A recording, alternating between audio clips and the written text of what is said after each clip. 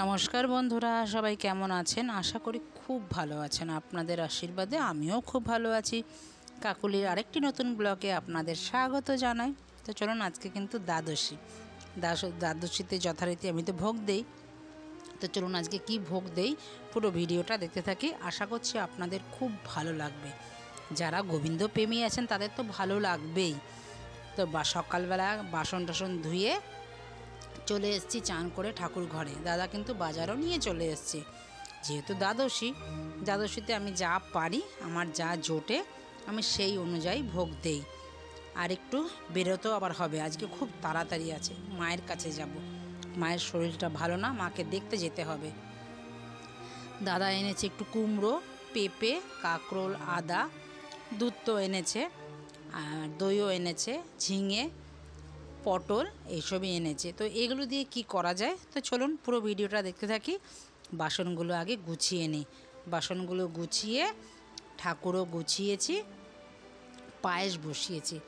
দ্বাদশীতে আজকে ঠিক করলাম পায়েস আর খিচুড়ি, 5 রকমের ভাজা, একটু লাবড়া তরকারি দিয়ে আজকে ভোগ দেওয়ার ইচ্ছা আছে।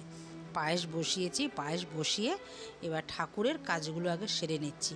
না হলে বন্ধুরা পারা যায় না এইভাবে না করলে। এই একটা বসিয়ে আর এখানে ঠাকুরের কাজ করতে থাকি। আর ঠাকুরের গান তো আমার আছে, ঠাকুরের গান শুনতে শুনতে কখন যে বেলা গড়িয়ে যায় আমি নিজেই বুঝতে পারি না। ঠাকুরের এতটাই মহিমা।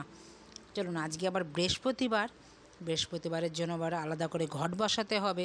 আজকে ঘটও বসাবো, তো ঘটও বসিয়ে দিলাম মা লক্ষ্মীর।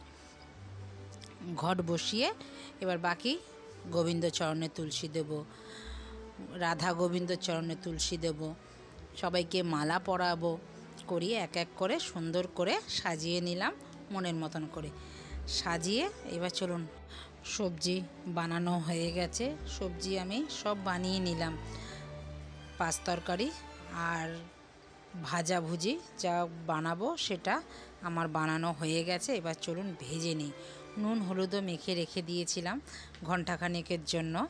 তার আগে পায়েসটা বসিয়েছিলাম, সেটা তো দেখলেন। পায়েস আমার হয়ে গেছে। এবার কাঁকরোলগুলো ভেজে নিচ্ছি। একটা তেল দিয়ে দিলাম কড়াইয়ের মধ্যে, তেল দেওয়ার মধ্যে এই তেলটার মধ্যেই ভাজাগুলো সব ভেজে তারপরে তরকারিটা সম্বার দিয়ে দেবো। তাতে তেলটাও নষ্ট হবে না।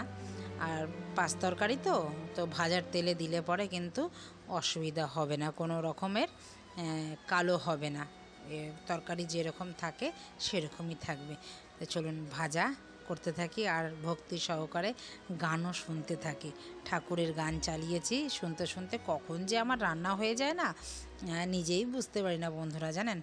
চলুন, ভাজাও কিন্তু আমার হয়ে গেছে। কাঁকরোল ভাজাটা তুলে নিয়ে এবার বাকি যে ভাজাগুলো আছে সব ভাজতে থাকি। এক এক করে কাজ করি আর এক এক করে এই করি, জানেন।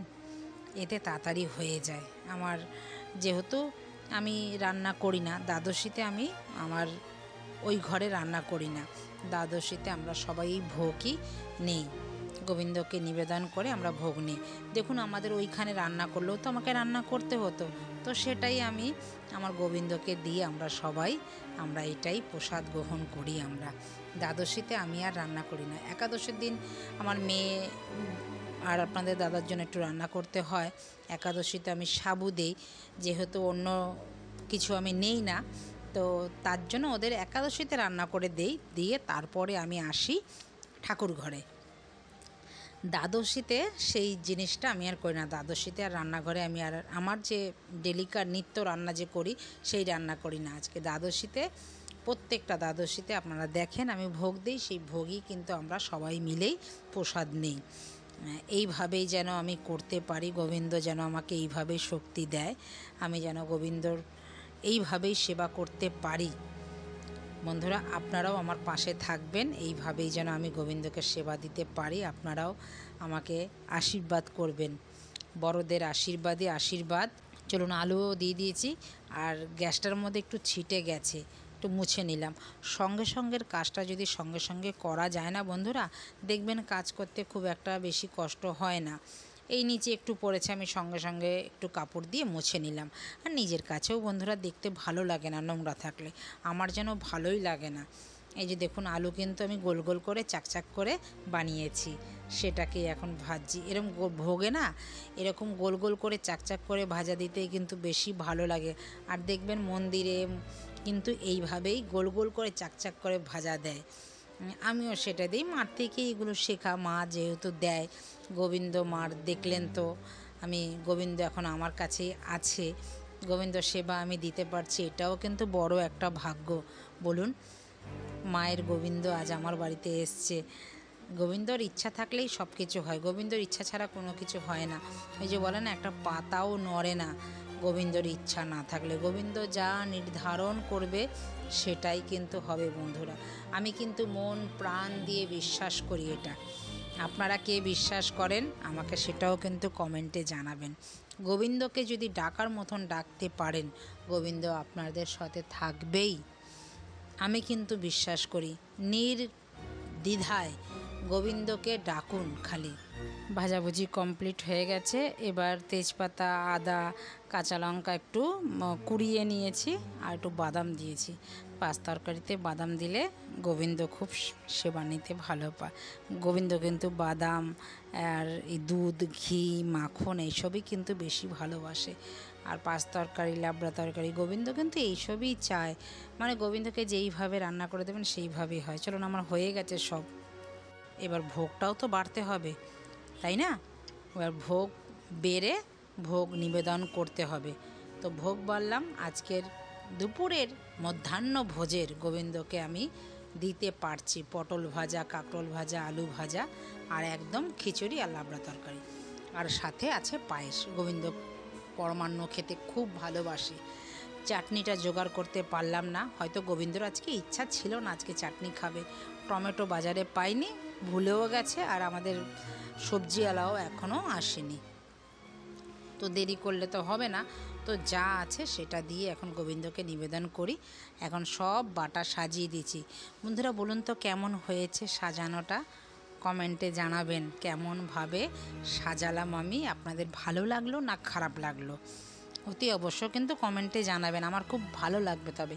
আর এইরকম ভিডিও করতে আমি খুব উৎসাহ পাবো। তো চলুন এখন প্রদীপ জ্বালিয়ে নিয়েছি, পঞ্চপ্রদীপ জ্বালিয়ে নিয়েছি, ধূপকাঠি জ্বালিয়ে নিয়েছি।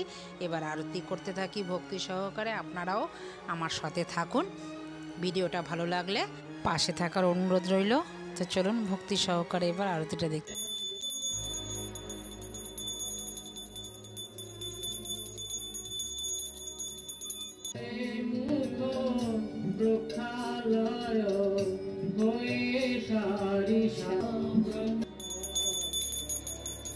শ্রীকৃষ্ণ চৈতন্য মহাপ্রভু নিত্যানন্দ, শ্রী অদ্বৈত গদাধর শিবাসাজে গৌর ভক্তবৃন্দ। হরে কৃষ্ণ কৃষ্ণ কৃষ্ণ হরে হরে, হরে রাম রাম রাম হরে হরে, হরে কৃষ্ণ কৃষ্ণ হরে হরে। ভক্তি সহকারে আমার আরতি সম্পূর্ণ করতে পারলাম বন্ধুরা। তো আপনাদের ভিডিওটা যদি কোথাও ভালো লেগে থাকে, লাইক, কমেন্ট, শেয়ার করে পাশে থাকবেন। তো দেখা হচ্ছে শিগগিরই আবারও নতুন একটি ব্লগে নতুন কিছু নিয়ে। ততক্ষণে সবাই ভালো থাকবেন, সুস্থ থাকবেন।